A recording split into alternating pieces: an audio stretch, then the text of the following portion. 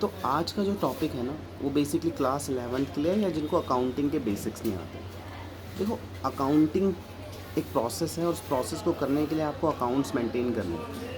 Accounts maintain करने के लिए आपको जनरल बनाना होता है। जनरल के लिए आपको जनरल एंट्रीज आनी चाहिए। जनरल एंट्रीज बनाने के कुछ रूल्स हैं, जहाँ पे दो अप्रोचेज़ आती है। एक आती है ट्रेडिशनल अप्रोच और एक आती है मॉडर्न अप्रोच। ट्रेडिशनल अप्रोच बहुत सिंपल सी बात कहता है कि हमारे पास तीन ही अकाउंट हैं, एक रियल, एक पर्सनल और एक नॉमिनल। रियल, पर्सनल, नॉमिनल, ये तीन अकाउंट हमारे ट्रेडिशनल अप्रोच है।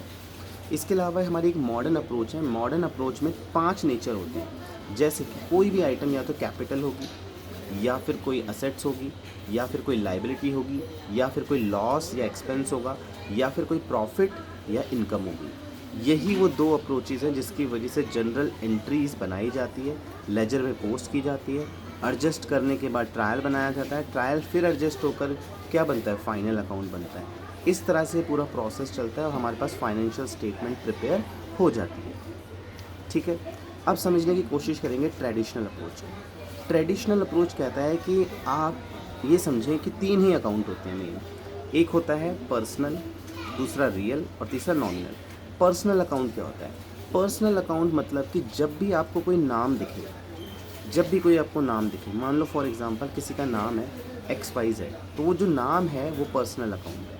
नाम के साथ साथ वो नाम रियल भी हो सकता है, आर्टिफिशियल भी हो सकता है। तो फॉर एग्जांपल तो मान लीजिए एक नाम ले लेते हैं कि लक्ष्य। अब लक्ष्य क्या है, एक नाम है, तो ये पर्सनल अकाउंट हो गया। और अगर लक्ष्य स्टेशनरी है, लक्ष्य नाम की एक स्टेशनरी है, लक्ष्य स्टेशनरी, तो वो एक आर्टिफिशियल क्या हो गया, नाम हो गया, मतलब वो स्टेशनरी का नाम है, तो वो भी किस में आएगा, पर्सनल अकाउंट में आएगा। कोई दिक्कत?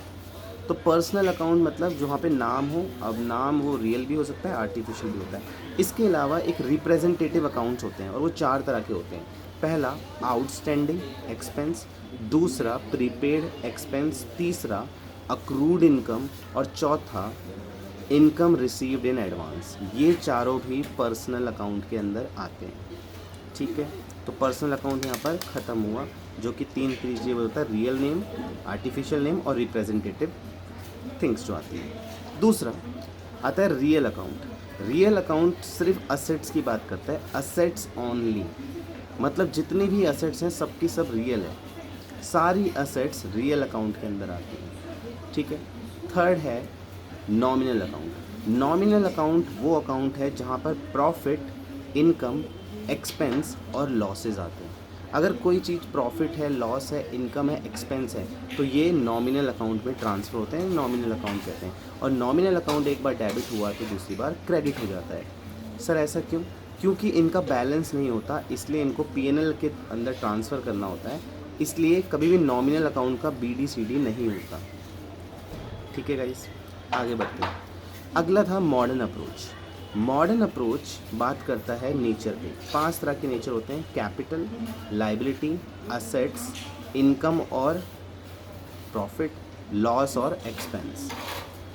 जो हमारी कैपिटल है, कैपिटल हमेशा क्रेडिट होती है, और अगर मुझे कैपिटल को कम करना है तो उसे रिवर्स करना पड़ेगा, मतलब डेबिट करना पड़ेगा। ठीक है।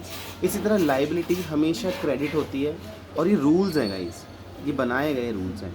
तो लाइबिलिटी हमेशा क्रेडिट होती है, अगर मुझे उसे कम करना है तो उसे डेबिट करना पड़ेगा, और अगर बढ़ाना है तो क्रेडिट ही करना पड़ेगा। असेट्स हमेशा मेरी क्या होती है, डेबिट होती है, और जब असेट घटती हैं तो क्रेडिट हो जाती है। लॉस और एक्सपेंस हमेशा डेबिट होते हैं।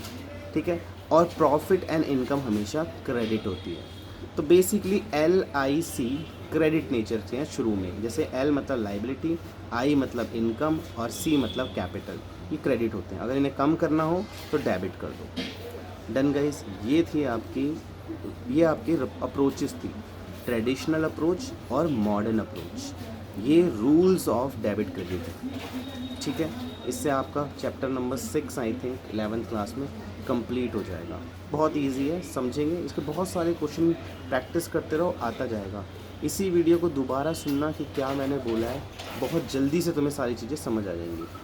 सी यू गाइस।